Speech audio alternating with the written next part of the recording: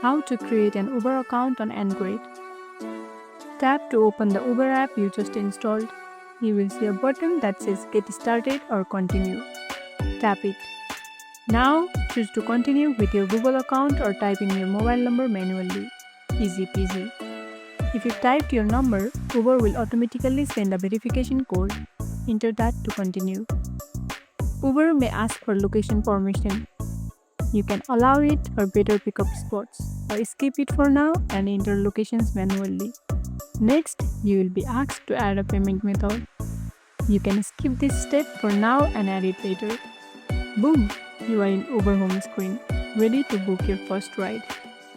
Bonus tip: wanna skip typing your address every time?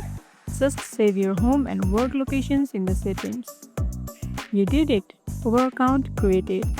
If this tutorial helped, don't forget to like this video, subscribe and tap the bell icon so you never miss an update. See you in the next one.